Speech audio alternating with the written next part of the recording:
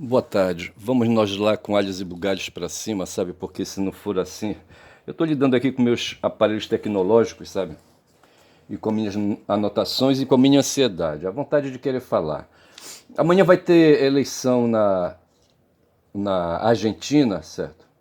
E tem dois intelectuais, sabe, disputando espaço lá. É o Atílio Boron, certo? E o Vargas Llosa. Eu vou já falar dos dois aqui. Mas eu queria antes falar aqui, sabe, dessa história do sofisma. A sofisma me incomoda bastante. Eu queria saber a raiz da palavra, tá certo? E fui aqui, né, num auxílio aí, certo, da internet, mas não consigo, não estou satisfeito.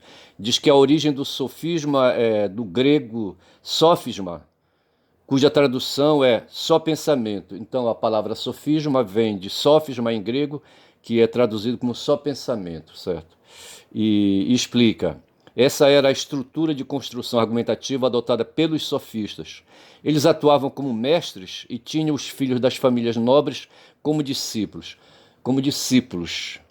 Eu lembro que no filme Alexandre, acho que é Alexandre, não vou lembrar o nome do autor, certo? E onde aparece Aristóteles. Né? Alexandre era nascido numa cidade aí cujo nome também some, na Macedônia. Macedônia era um reino, o reino da Macedônia, certo? Tinha lá o pai dele, o Filipe, né? E tinha o Alexandre, certo? E tem umas histórias aí que depois a gente pode comentar, certo? E a Macedônia, Alexandre, e tinha Aristóteles, que era já filósofo, discípulo de Platão, certo?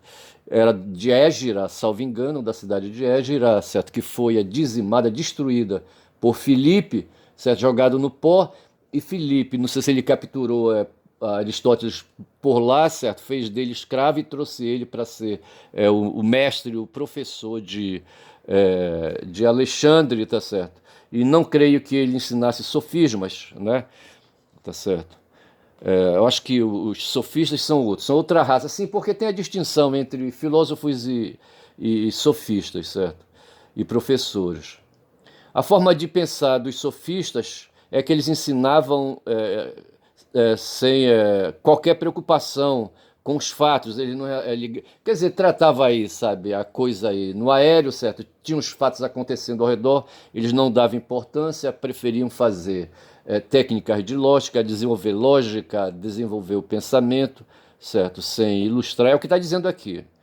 Uma das premissas seguidas por eles era a de redução do conhecimento à opinião e do bem à utilidade, certo? A opinião é o que eles chamavam lá de doxa, certo? E que nós chamamos aqui de opinião comum, certo? Não é bem opinião comum, certo? Aí, não vem também, certo? Mas eles reduziam o conhecimento à opinião, certo? A essa coisa aí do fala simples, sabe, da coisa como ela se apresenta, e redução do bem à utilidade, condicionavam, né, o valor das coisas ao que elas possuem como utilidade, certo? Desse modo, o sofisma sempre foi marcado por uma ilimitada liberdade de pensamento. Estão pensando como eu, tá certo? O que é que dizem hoje os bolsonaristas do caralho, certo? A plena liberdade de expressão, como tem lá nos Estados Unidos, eles querem imitar os Estados Unidos. Essa liberdade, contudo, leva seus adeptos a abrirem mão da verdade em favor da tentativa de manipular o interlocutor. Aí é que está o lance, certo? E desse modo constitui um perigo, pois não busca a verdade, muito menos contribui para a construção do conhecimento. Esses riscos são apontados no pensamento de Platão, e a partir daí o sofisma passa a ter uma conotação negativa dentro da filosofia. Paro por aqui, tá certo? Acho que deu para entender que porra é sofisma, certo? Que porra é sofisma? Eu queria lembrar em português a tradução de doxa, certo? Mas enfim, fica para outra oportunidade. Agora eu quero falar aqui do Atílio Boron, certo? Outro dia eu falei no vídeo aí, né, que o Boron, sabe, é argentino e o Vargas Llosa é peruano, certo? O Vargas Llosa é político, se mete na política também, é escritor e é político, certo? E é neoliberal, é esse que é o problema. E o Boron é marxista. Então nós temos um porradal aí, sabe, medonho. E o Boron, sabe, escreveu um livro intitulado O Feiticeiro da Tribo para dar uma encarada no Vargas Llosa, certo? Diz assim o título, o subtítulo: O Feiticeiro da Tribo, a farsa de Mário Vargas Llosa e do neoliberalismo na América Latina. É bom lembrar que o neoliberalismo é uma variação, um extremo, né, do liberalismo do século XVII, XVIII, pensado pelos liberais dessa época aí, tipo, não é o Thomas Hobbes, é o que vem depois dele, o John Locke, certo? E depois é Kant, entendeu? Foram liberais e recomendaram o liberalismo. Tem o Weber, também passa por essa vertente aí, certo? Max Weber, né? E o neoliberalismo nasceu em 70, dentro lá da Universidade de Chicago, certo? E estava lá o Milton Friedman, estava lá o Friedrich Hayek, que é o pai de todos eles, certo? E desenvolveram lá dentro da Universidade de Chicago um pensamento acentuadamente liberalóide, certo? O liberalismo na sua expressão mais aguda, que pretendia destruir o Estado, certo? Eu queria comentar um filme que eu estou assistindo aí, sabe? Pale Rider, o Cavaleiro Solitário com Clint Eastwood, certo? Que é mais um desses filmes aí que lá de faroeste, certo? Do distante oeste nos Estados Unidos, tá certo? Depois da guerra civil deles lá, que expulsou todo mundo para aquelas bandas hoje, como estão querendo fazer os israelenses, sabe? Em relação aos palestinos, mandando todo mundo para lá para o sul de Gaza, certo? Que a intenção dele é que os palestinos invadam o Egito, vão lá para o Monte Sinai e eles fiquem com toda a região. É por isso que a gente diz que os israelenses hoje, os sionistas, são colonialistas. Mas assim, o neoliberalismo ele pretende estrondar de vez, né, com o Estado, que foi uma criação que normatizou, que regulamentou, né, o funcionamento das sociedades modernas, né? Então, nos Estados Unidos, lá no oeste do século XIX, imperava o coach, tá certo? E eu tinha alguma coisa aqui a respeito do filme, tá certo? E agora não vem, mas é assim, tá certo? Quem tinha um coach na cintura tinha tudo, tá certo? E o personagem de Clint Eastwood, tá certo? É um cara, sabe, que aparece lá como sendo um preacher, né? Um padre, um sacerdote, entendeu? Um cavaleiro solitário que ajuda, certo? Uma espécie de Messias, né, no Oeste, aí faz lembrar Yeshua, certo? Que foi apresentado como um Messias, mas um Messias religioso e lá o Iscariotes queria um Messias prático, certo? Pragmático, um Messias militante, tipo um militante do Hamas, certo? Só que o Yeshua não foi para Esparrela e ficou por ali. Aí o seguinte, o Vargas, eu vou falar disso aí quando eu vou chamar atenção ali pro Horta ali Às vezes eu abro a TV e não faço comentário, tá certo? Mas o Horta ali está me espiando, esperando que eu fale dele. Mas tem assim, o Feiticeiro da Tribo, a farsa de Mário Vargas Llosa, Liberalismo na América Latina. É um livro do Atílio Boron, certo? O prefácio é de Jones Manuel, um comunista, filiado ao PCdoB. Tenho uma simpatia por ele, certo? E por aí vai, certo? São 248 páginas. Custa 50 mangos aí na loja, certo? O Atílio Boron nasceu em Buenos Aires em 43, né? E é uma das figuras mais relevantes das ciências sociais na América Latina. Eu ouvi falar do Vargas Llosa através da boca de uma figura aí que é dessa área aí das ciências sociais. Doutor em Ciências Políticas pela Universidade de Harvard e professor titular da Faculdade de Ciências Sociais da Universidade de Buenos Aires, pesquisador do Conselho Nacional de Pesquisas Científicas e Técnicas, CORNICET, e diretor do PLED, Programa Latino-Americano à Distância, Educação em Ciências Sociais, e por aí vai, certo? Então é um cara aí, certo, um acadêmico, entendeu?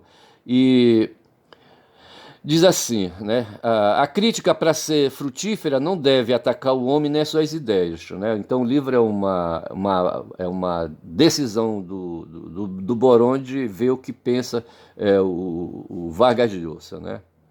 A força dessa análise advém do exemplo que o marxista argentino Atílio Boron traz a seus leitores A beleza da fala não deve nos desviar da abordagem ou dos argumentos. É sob esta convicção que, diante de nós e sem anestesia, se pratica um desmantelamento político com rigor e exigência no auge de uma lenda. Aí o livro vai por aí, sabe, e se perde, mas o que eu quero lembrar é que amanhã, domingo, vai ter eleição na Argentina, certo? E o que nós temos lá? O que aconteceu aqui em 22, certo? A extrema-direita, né, através do bolsonarismo, querendo, né, manter o Bolsonaro no poder, tá certo? Um ladrão safado que só prestou para assaltar os cofres, da União, certo? Miserável esse cara, rapaz, miserável, que queria dinheiro, dinheiro, dinheiro, não foi para outra coisa não. Eu acho que os extremo-direitistas do mundo, sabe, estão assim, preocupados com ele. Ele é da mesma laia daquele cara da Hungria, certo? Não vê o nome agora, entendeu? Ou da mesma laia daquela uma lá da Itália, da mesma laia daquela uma francesa, certo? E por aí vai essas pessoas que se prendem a um mundo velho, cheio de retrocesso, um mundo de uma moral superada, entendeu? Que não deixa a gente avançar de jeito nenhum, certo? Baseado no valor do ser humano, sabe? Esses caras não querem saber disso, querem que tudo vá para trás. Os caras destruíram. Hoje o mundo está incendiando, a Amazônia aqui perto de mim, sabe? Está pegando fogo, Pantanal, tudo por ação desses miseráveis aí, sabe? Os fazendeiros, eles fazem questão, sabe, de ficar perto das reservas nacionais, reservas de terra dos parques nacionais, para quando chega esse período tocarem fogo na fazenda deles, para o fogo passar para os parques, sabe? E eles ali derrubando a cerca e irem trazendo as terras do parque para dentro do seu domínio. São os miseráveis, certo? E eles não, quando forem, sabe, para o além, não vão levar a porra dessas terras, mas enquanto não vão para o além, eles vão aí, sabe, se dando bem, tá certo? Eu estou pensando aqui no técnico do Brasil, sabe, que perdeu vergonhosamente, né, para a Colômbia. Esse cara, esse técnico do Brasil, sabe, o Fernando Diniz, ele quer inventar a roda, certo? Mas eu estou pensando que o cara que vem para ser o técnico da seleção, que é o técnico, não sei se é lá daquele time da Espanha, o nome do puto não vem, é o italiano, e esse cara aí deve estar passando as coordenadas e dizendo para o Diniz como é que ele tem que ensaiar o time dele. E talvez o Diniz foi escolhido para ser o técnico da seleção, o interino, por ter uma compreensão de futebol parecida com a desse técnico que vem, a partir do meado do ano que vem, assumir a seleção brasileira, certo? O fato é que o time não tem meio de campo, tá certo? E eles fazem ligação direta com a frente, tem 4 atacantes, sabe? Fico naquela porra daqueles toquezinhos escrotos atrás que ele usa no Fluminense, tocando a bola na frente, sabe? Do gol, sabe? Aquelas coisas ridículas, entendeu? Pra sair ali de trás tocando, não sei mais o quê. Aí de repente fazem um lançamento e não sei mais o quê, sabe? Não tem meio de campo, não tem alguém ali no meio, sabe, que organize, etc e tal. Para completar nesse jogo aí tinha um jogador chamado Rodrigo que estava mais ou menos dando conta e o cara ainda mexe errado. E depois que ele fez essa mexida aí o time afundou, tá certo? Mas assim, porque falei do Diniz, é porque eu estava doido para falar, sabe, do Dias, né, esse jogador colombiano que botou fumando, certo, e fumou o Brasil, certo, e falava aí assim. Não, mas é isso, tá certo? Eu não sei, eu me perdi. E quanto ao Fernando Horta, ele escreveu assim, deixa eu dar aqui um toquezinho aqui rápido, só para. Mas assim, né, indo, entendeu? Sem que o YouTube me fume. Vejamos aí. Aí nessa entrevista que ele está dando para a Daiane Santos, uma jornalista do 247, ele fala de pensamento mágico e o surgimento de Israel, tá certo? Esse é o Fernando Horta. Eu vou parar por aqui para não ser aí, sabe, punido. E ele fala de pensamento mágico, né? Na humanidade. A humanidade realmente tem essa história de pensamento mágico que na filosofia, creio eu, vai ser chamado de pensamento. Você tem a física, o pensamento metafísico, certo? A metafísica, entendeu? Essas coisas que estão além, assim como os putos dos sofistas não queriam saber dos fatos, não é? Ou seja, da física, do que acontece ao redor de cada um de nós, certo? E elevam a coisa para o plano da metafísica, eles estão fazendo, na verdade, pensamento mágico, pensamento fantástico, pensamento ilusório, mentira. Os sofistas são mentirosos, tá certo? Como os bolsonaristas hoje aqui no Brasil são um bando de mentirosos. A Rede Globo é mentirosa. A Rede Globo é uma extrema-direitista, certo? Ela é uma sionista, entendeu? É capitalista, é burguesa, todas essas coisas que não prestam do meu ponto de vista, tá certo? E assim como esse Vargas Llosa lá hoje está lá do Peru, não sei se ele está na Argentina ou se ele está lá no Peru, sabe? aí fazendo festa na Argentina sem ser convidado, mas acho que ele está no país dele, certo? E no país dele está também Atílio Boron, sabe? E de modo que eu vou chamar esse filme de Boron e Lhosa, certo? Vai ser o título do meu vídeo, tá certo? Para lembrar essa disputa que tem hoje aí no mundo político, no mundo da política, nas disputas geopolíticas, tá certo? Entre extrema-direitismo, certo? E esquerda, sabe? A direita indo para o lado do extremo-direitismo, sabe? Do nazismo, do neofascismo, essas coisas todas aí, tá certo? E eu vou ficando por aqui, espero que, sabe, eu tenha contribuído aí alguma coisa. Eu falei da sofística, dos sofistas, tá certo? E eu queria falar um pouco da Swift Taylor, né, que está no Brasil, vai fazer shows. Me impressiona, né? Assim, eu gosto de ver a movimentação da juventude, sabe? De garotos e garotas, mais garotas do que garotos, sabe? Se movimentando. E mais garotos riquinhos, certo? Riquinhos não, classe média, certo? Que para ir para show da Swift Taylor, sabe, tem que ter dinheiro para comprar ingressos. Só vão ser 3 shows com 60 mil ingressos para cada um deles, sabe? E esses ingressos custam caro. E os garotos da periferia, sabe? Os que estão aí, sabe? Da mesma forma como lá no Oeste Selvagem, sabe? Ia para o Oeste Selvagem aqueles que saíram da Guerra Civil, sabe? Um bando de bandidos, de pessoas desocupadas, de pessoas fugindo da vida, de pessoas sabe, descompensadas, entendeu? E, enfim. Aí, a ralé, sabe? A ralé, aqueles que fizeram guerra, certo? Aqueles que foram perseguidos, enfim, iam todos lá para o oeste dos Estados Unidos e se socando ali naquela periferia. E da mesma forma, hoje no Brasil e nas periferias do mundo também, sabe? Tem gente que não conseguirão ir ver o show da Swift Taylor. Fiz o meu protesto, fiz o meu registro a respeito da Taylor, paro por aqui, tá certo?